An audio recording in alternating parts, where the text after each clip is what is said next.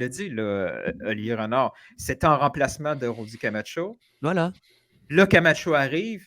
Est-ce que, est-ce que Nancy est en Ouais. réflexion? Est-ce qu'il est en train de se rebâtir une nouvelle, un niveau trio défensif? Est-ce qu'il veut absolument utiliser, par exemple, un Corbeau plus souvent, un Waterman plus souvent? En ayant Johnston dans l'axe, ça lui empêche de faire ça. Mais, tu sais, c'est pas ce qu'on gagne. Ce qu'on gagne en attaque avec un Brault-Guillard, mais tu sais, on va gagner l'équivalent en défense aussi avec Johnson. Donc, tu sais, Oui, mais c'est pas je suis nécessaire. d'accord, Lilton, mais Mais j'en on revenais était au en même point que déplacement. si Non, c'est des mais pistons, là. Tu oui, vois? mais là, on est en déplacement. Je peux comprendre qu'on décide de barrer le couloir, de mettre un Johnson là pour barrer et pour garder ce match-là comme ça proche. Et dans sa tête, il dit Chouanière est capable de rentrer en fin de match si jamais il y a peut-être un 30, un 20 minutes dans les jambes pour faire ce travail-là.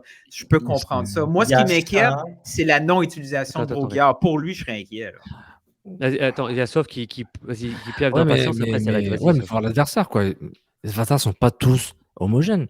Le gars, il voit Pereira, Torres, Michel. Il sait que sur les côtés, il va s'en massacrer.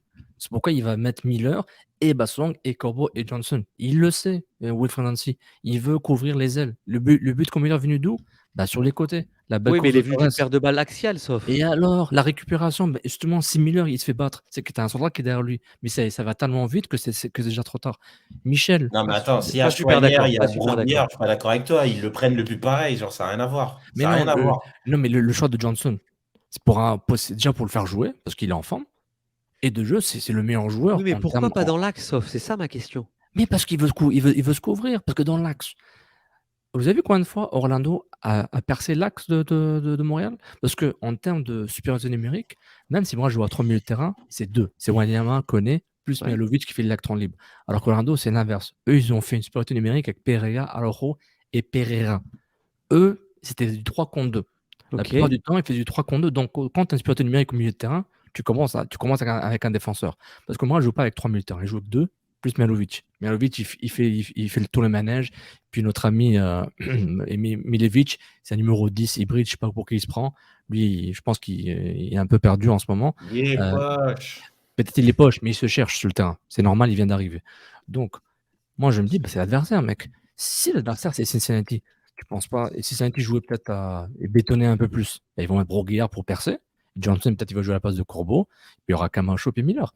Tu sais, c'est une question de choix. Moi, je trouve pas que le débat est bon, mais je trouve pas que c'est la fin du monde. C'est des choix tactiques. C'est un choix de stratégie. Oui, c'est un choix. Non, ce sont des choix tactiques, mais c'est là où je vais donner la part à Reg.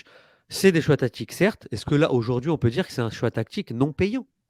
Moi, je pense que ce n'est pas un bon choix de tactique. Mais après, le truc, je vais te dire un truc.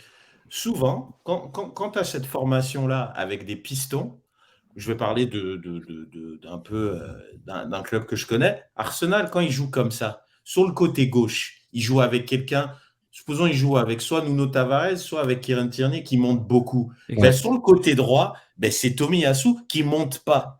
Mais là, le problème, c'est qu'à partir du moment que Alistair Johnston ne va pas t'apporter ce que Zachary Brault-Guillard peut t'apporter offensivement, moi, ce que je ne comprends pas, c'est pourquoi, de l'autre côté, Zoran Bassong, qui était frais, a juste rien apporté offensivement. C'est ça que moi, je n'ai pas compris. Parce qu'à la rigueur, qu'Alistair ne monte pas, je ne suis pas surpris. Il ne va pas monter. C'est ni Zachary Brault-Guillard, ni Chouanière. Donc, à la rigueur, s'il le met... Moi, je l'aurais mis dans l'axe comme toi, hein, Julien, de toute façon. À partir du moment qu'il décide de ne pas le mettre dans l'axe, tu te dis, OK, il veut avoir quand même un côté où c'est barricadé. Ben, à ce moment-là, pour le déséquilibre, ben, tu vas sur le côté gauche. Ben, Zoran, il n'a pas beaucoup plus monté que ça, quoi. Genre, Non, mais sérieux, ça, Sofiane te l'a dit. Pour Nancy, en fait, c'est plus un 5-3-2 finalement. Oui, non, mais c'est un joueur 3-5-2, en offensif, gros, là. Zoran Basson. C'est pas comme Oui, s'il a mis Bah non, parce que Zoran, il a quand même une formation. formation de défenseur, Reg, tu vois. Oui, mais Reg, Ouais, mais ça. Basson a quand même eu 2-3 percées offensives intéressantes. C'est pas assez, mais quand même, c'était pas Mec, un il a pied. joué 90 minutes, 2-3 percées. Je sais pas, il Non, joue mais Reg, latéral, même, juste pour prendre sa défense un petit peu, Zoran Bassong a une Dans le formation combat, de d'arrière central, voire arrière gauche. Donc, quand il met en place cette tactique, je suis d'accord avec Sofiane, quand Wilfried Nancy met en place cette tactique, il joue un tout petit peu plus défensif qu'offensif, quoi. Ouais, mais qui décide de jouer comme ça, il n'y a pas de problème. Sauf que moi, je trouve, quitte à faire ça, je trouve qu'il y avait trop de joueurs qui n'étaient pas à leur poste. Genre, je l'ai tweeté en début de match. Ah ouais, c'est vrai, c'est vrai, c'est vrai. Waterman, je l'ai mis en début de match. Waterman, il a joué toute l'année défense dans l'axe à 3, côté vrai. droit. C'est Là, vrai. il s'est retrouvé dans l'axe, il faisait des passes, il faisait n'importe quoi. OK? Il faisait n'importe quoi. Il était perdu et pour Oui, sa mais, défense, moi, je trouve qu'il n'était pas à son poste. oui, mais Corbeau, Waterman, il joue à droite quand l'équipe joue bas. À la maison, souvent, ça jouait mieux. À l'extérieur, il avait du mal. Quand Montréal était obligé de jouer le jeu où il n'avait pas le ballon, Waterman se faisait souvent prendre quand il je trouve reculait. pas, mais peut-être Moi, je je peux me trouve. tromper, mais Non, moi, je trouve. Le Par peu rapport que à j'ai ça, tu observé. penses pas que le match de Santos Laguna aller joue dans sa prise de décision? Parce que c'était vraiment cette configuration-là. Et Waterman était à droite L'axe. et À Corbeau droite. Ouais. était au centre. Puis c'était pas bien mieux. Donc peut-être qu'à ce moment-là, vu ce match-là, il se dit bon, ben, ces deux-là, je vais les inverser, sachant que mon Miller, il va être Oui, mais juste, indéboulonnable en tant que gaucher. Ouais.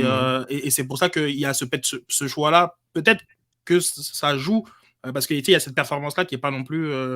Mais en termes, un pour un, en termes de relance, je pense que Corbeau se rapproche, je n'ai pas dit que c'est l'équivalent, mais il se rapproche dur à plus de savoir, ouais. Camacho que Waterman. Moi, je suis 100% d'accord avec Nilton. Hein. Comme j'ai la Je flemme sais- de regarder le match, mais Corbeau fait vraiment C'est partie ça qu'il a dit, Nilton, que je parlais. d'un Ouais, joueur que j'ai ouais. pas, que j'ai pas Ouais. vu. Hop là, merci beaucoup d'avoir vu la vidéo. Pour plus de vidéos, abonnez-vous sur YouTube, au canal YouTube du Cannes Football Club. Cliquez sur la cloche, laissez un commentaire et un like. Mais aussi, allez nous supporter sur patreon.com/Cannes Football Club. Merci beaucoup au nom de tout le monde du Cannes Football Club. Allez, ciao.